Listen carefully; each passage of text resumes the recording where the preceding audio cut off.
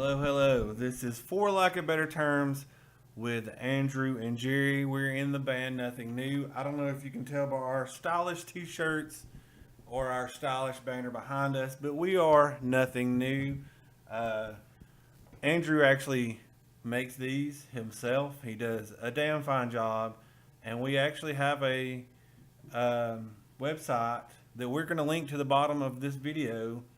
And I think if when we ever get the podcast set up, we'll link to the bottom of that post too of where you can buy one of our t-shirts from us that Andrew actually hand makes himself and will ship to you.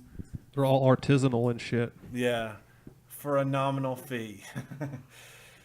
So this is episode 2 of our little series here.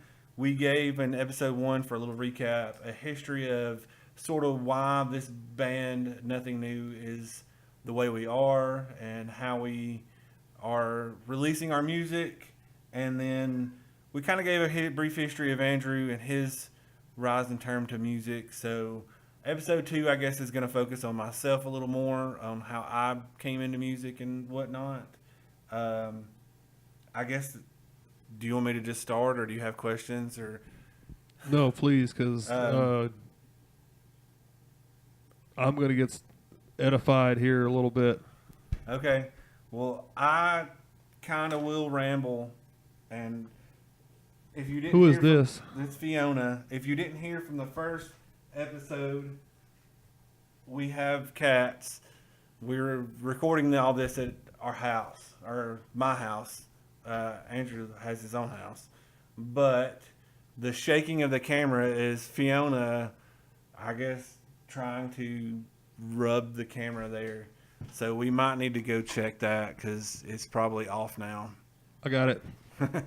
Anyway, while Andrew does that and fix the camera, I'm going to tell you kind of how I became into music and started in playing in bands and whatnot. So I consider myself pretty lucky. I grew up with my grandparents, and they were pretty open about, I'm going to hear this at my buddy's house, or I can hear it at my own house. So they were pretty cool about buying music. But the first thing I remember really is Buying music for you? yeah, Oh, because okay. I'll explain that here in just a second. Anyway, there was a music video show, and I think it was on NPC, and I'm not real sure, but it was on Friday nights because Saturday Night Live was on Saturday nights. So between those two is sort of what opened me to music. It was just a music. My hometown didn't have MTV.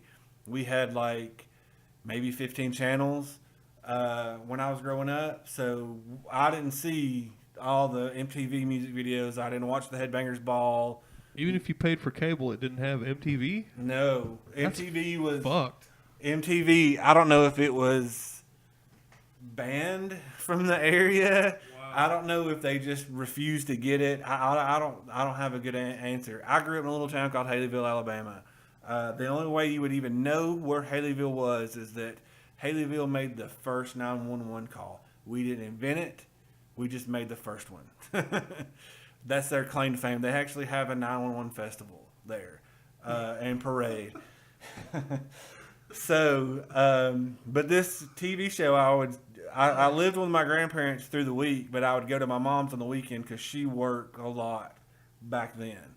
I would stay up. It was like on at midnight or something, and it played music videos, and it was all the 80s metal hair bands.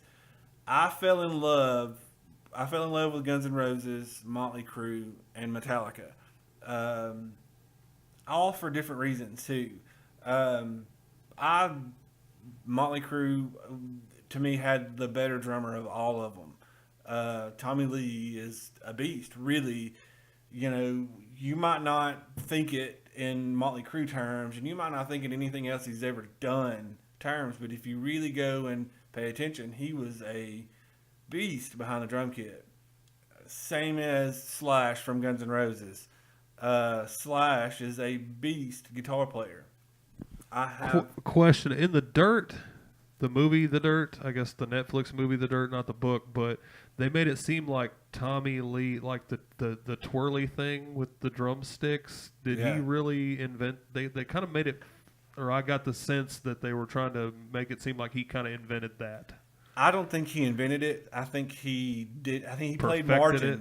He played marching drums. So I think that he did it in marching because if you go and watch, people who play those style drum videos, there's a lot more technical twirling stuff. I think he was just the first that really was popular that did it. Or Personally, integrated it into his his playing style. yeah. So I'm not sure of the guy's name, and I know he doesn't play with Weed Eater anymore.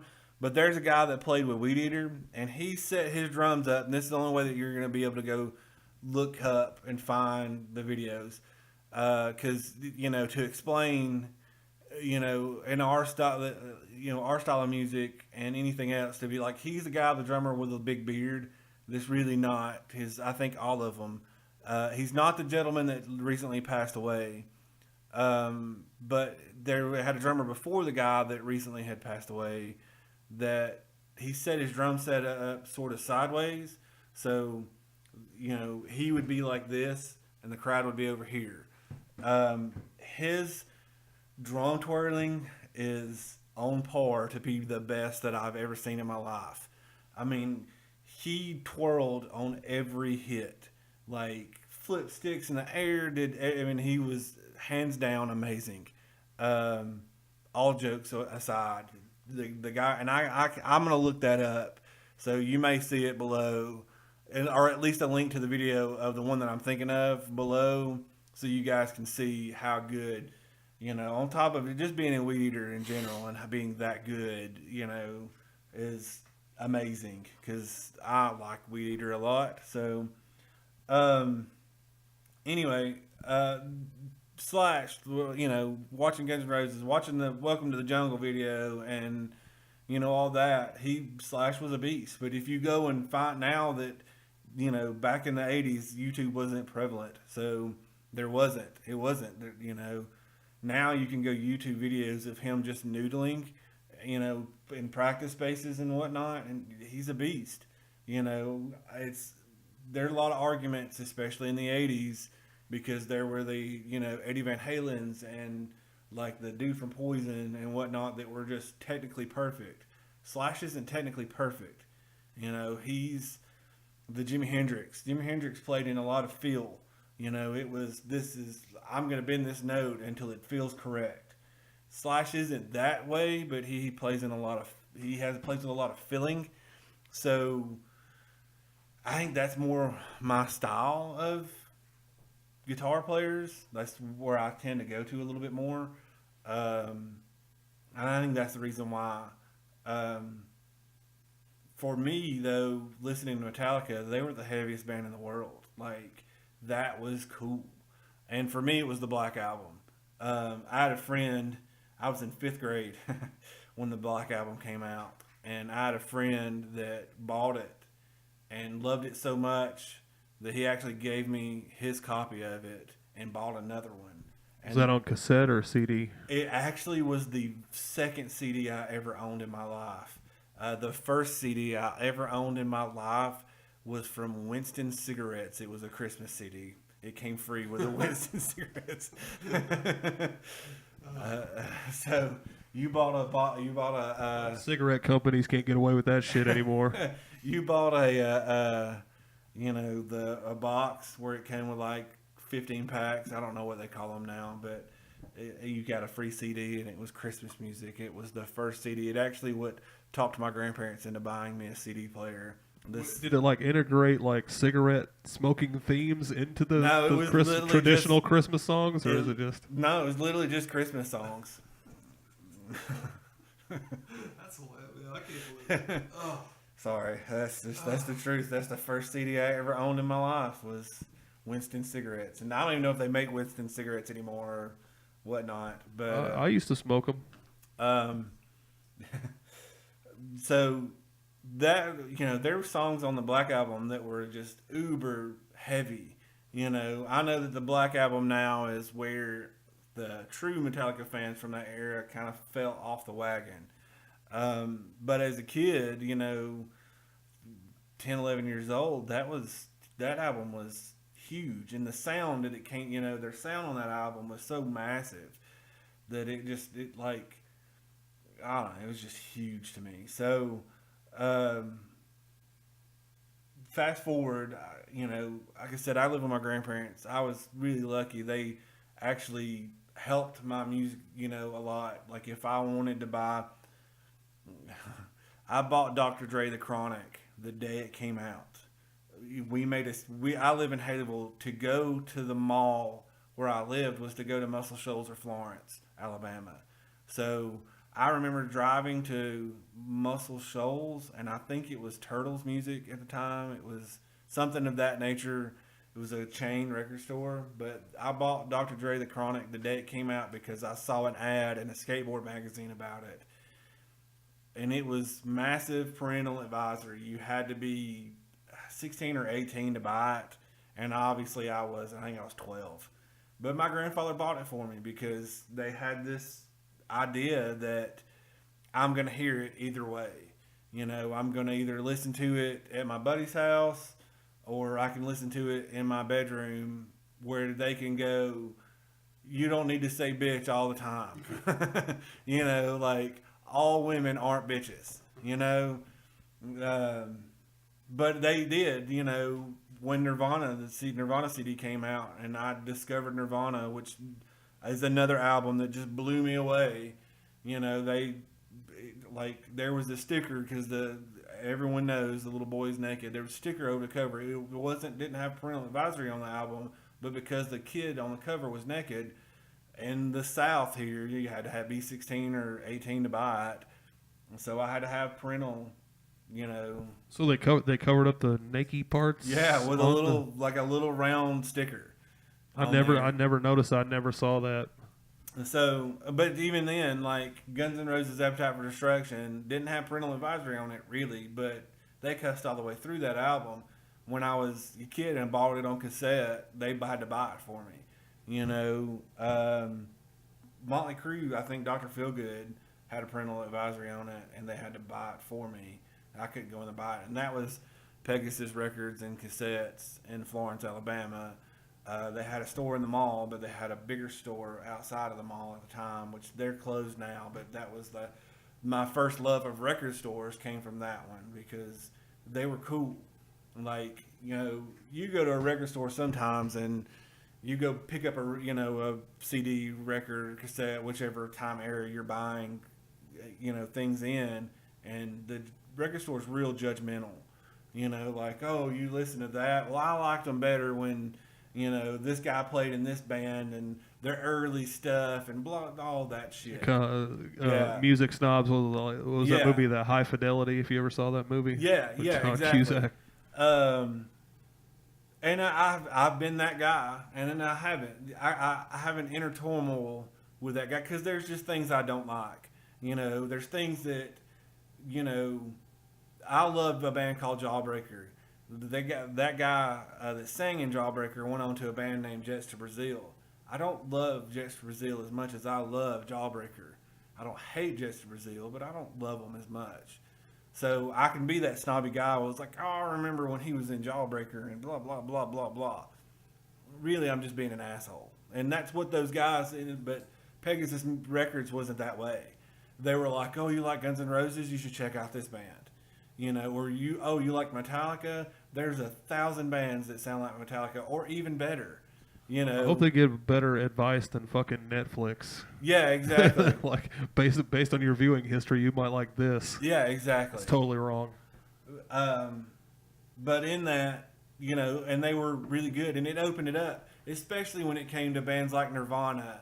When that band broke and was like the hugest band in the world, I would look at magazines and find what T-shirts they were wearing and go buy those CDs because I wanted to know what they were listening to because they made the coolest music in the world to me, in 12, 13 years old. That was big for me with Phil Anselmo Exactly. from Pantera. You know, that's how I just Crowbar and Yeah. Soylent Green. I Hate God. I'd never, if he hadn't have been shouting out those bands, those New Orleans bands, and wearing their T-shirts and stuff. And- That's important that you say that, the importance of a T-shirt. Yeah, and that's what any band that puts a T-shirt on Facebook that puts a picture of themselves, if somebody likes you and you're wearing another band's T-shirt and they like you well enough to buy your CD and follow you and comment on your stuff and be a fan, be what a fan would be nowadays. Think of the T-shirt that you're actually wearing. The Facebook photos that we have done, that's something that we had actually discussed, and I know it kind of sounds stupid, but I wanted to promote my buddy's record store. It was Shade Beach Records. He started from a Facebook group and turned into a record store. I wanted to help promote it. We are this big of a band, but he has pictures of the lead singer of Monter Lord wearing his T-shirt playing on stage. They're pretty big. And the same for him. There's a band out of Birmingham called Hexus that we're fans of. We wanted to promote their band, even if we're this big of a band, because they're good. And we think people should listen to them. So if somebody likes us well enough that they're listening to our stuff and trying to, hear our influences, Hexus is one of them. We like that band. And that's really what I did as a kid. Nirvana were huge into it, but other bands were too. Soundgarden always wore their buddies' band shirts. I was actually late to the Alice in Chains show on this. Like, I didn't really start listening to Alice in Chains until I was probably in my 20s. They never pulled me in for some, but as I've gotten older, probably in the past even 5 years, Alice in Chains has, I guess, indirectly that same Acid Bath was kind of has that same effect for me. I didn't really, when Acid Bath was happening and everybody was into Acid Bath, it didn't really pull me in. But in the past few years, I understand now for some reason. Yeah, and kind of the same thing with me. Like, there was just no bigger band than Nirvana at the time, except for Fugazi. Like, Fugazi, that band changed my life. It changed my idea on how to be in a band too. A lot of they do everything themselves. That changed my idea, and it's sort of one of the reasons why I think we kind of do what we do, and everything is DIY now, because really there's no other way to do it. We don't have money, we don't have record labels don't have money. Even the bands that are on majors, they don't do this to make money off of the music they make. They make it other ways. So anyway, in this, that's what sort of got me into playing guitar was, Nirvana. They were a punk band, really, true to the form, as much as they were called grunge and, this, that, and the other, they were a punk band. And I got into punk rock, and playing 3 chords as fast as you can was easy. So that's what got me into playing guitar. That's where I got, 14, 15 years old, cutting grass, and bought my first guitar. And, I would call girls that I was interested in and too scared to ask out because I was 15. And really, what can you do at 15 years old that, you can't go pick her up or anything like that? But I would call and play Green Day songs, and finally somebody was like, hey, that sounds like a Green Day song. And then it just progressed to like my senior year, maybe before then. I just was like, I really wanted to start a band. I had, 2 friends that were sort of interested in the same thing. One just happened to be a drummer. He was in a marching band. A guy's name's Chad Thomas, and his brother had a drum kit. And I was like, we're starting a band. You need to learn how to play that drum kit. You have no choice. Yeah, and that's the truth of the matter. As much as it comes off like an asshole, you need to learn how to do this, because I want to do it. my friend Peter Bradbury, we somehow got him a bass, or he got himself a bass, and we had like cheap amps, like, you know, small, you know, if he played drums too loud, you couldn't hear him amps, but we played and played and played. We played in Chad's, I think it used to be like an old Boy Scouts like building, but it was the shed next to his house because it was, you know, they built a house next door to it or whatnot. So we practiced in the upstairs part of it. Were you writing original music, or was it covers, or mixed bag? Mostly it was covers. We did try to write some originals. We went through like 5 singers, and we even tried it ourselves a little bit. We didn't have any idea what we were doing. You know, I mean, just as honest as we could, you know. So mostly covers.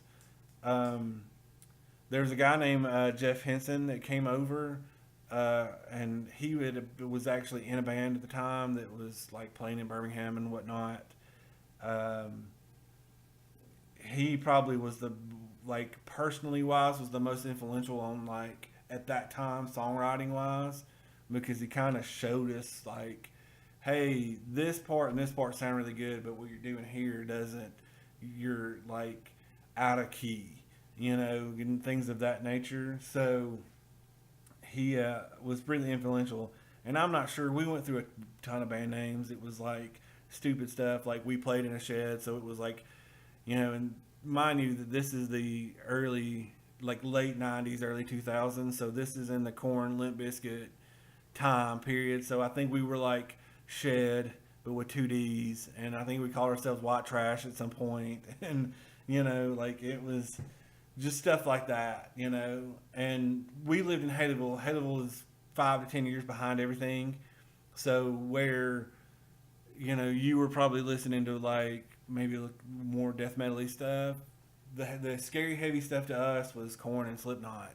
You know, I know that's funny to, you know, everyone else, but I moved to Anniston, Jacksonville area in 2000, and, you know, C.D. Sailor and Larry May opened my eyes because I didn't know any, you know, I was moving kind of on a whim. Like, all my friends were moving off, so I just decided to, and I was super into music, and I'm showing up going, he's asking me what I like, and I say it, and he's like, well, here, try this.